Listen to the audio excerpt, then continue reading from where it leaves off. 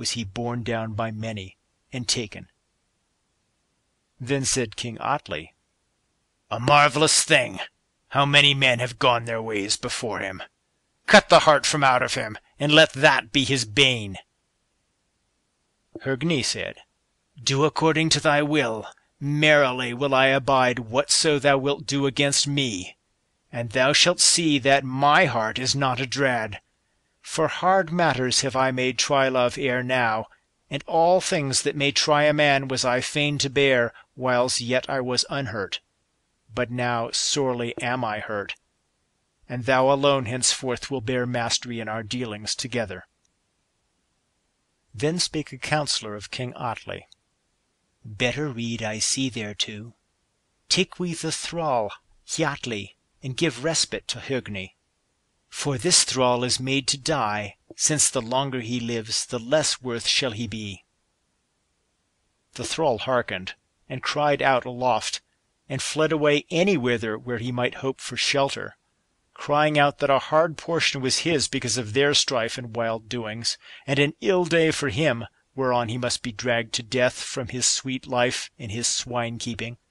But they caught him, and turned a knife against him, and he yelled and screamed or ever he felt the point thereof.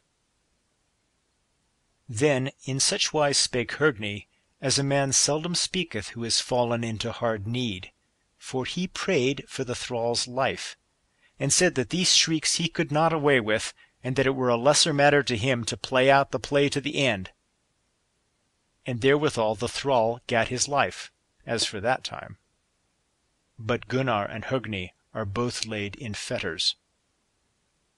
Then spake King Atli with Gunnar the king, and bade him tell out concerning the gold, and where it was, if he would have his life.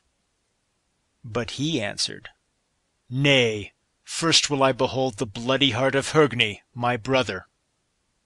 So now they caught hold of the thrall again, and cut the heart from out of him, and bore it unto King Gunnar.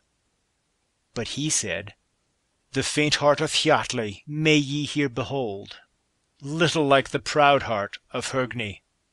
For as much as it trembleth now, more by the half it trembled whenas it lay in the breast of him." So now they fell on Hogni, even as Atli urged them, and cut the heart from out of him. But such was the might of his manhood that he laughed while he abode that torment, and all wondered at his worth, and in perpetual memory is it held sithence. Then they showed it to Gunnar, and he said, "The mighty heart of Hogni, little like the faint heart of Hjalli, for little as it trembleth now, less it trembled, whenas in his breast it lay. But now, O Atli, even as we die, so shalt thou die. And lo, I alone wot where the gold is, nor shall Hogni be to tell thereof now. To and fro played the matter in my mind, whiles we both lived, but now have I myself determined for myself, and the Rhine river shall rule over the gold, rather than that the Huns shall bear it on the hands of them." Then said King Atli, "Have away the bondsman." And so they did. But Gudrun called to her men, and came to Atli, and said, "May it fare ill with thee, now and from henceforth, even as thou hast ill held to thy word with me." So Gunnar was cast into a worm close, and many worms abode him there, and his hands were fast bound. But Gudrun sent him a harp, and in such wise did he set forth his craft, that wisely he smote the harp, smiting it with his toes. And so excellently well he played, that few deemed they had heard such playing, even when the hand had done it.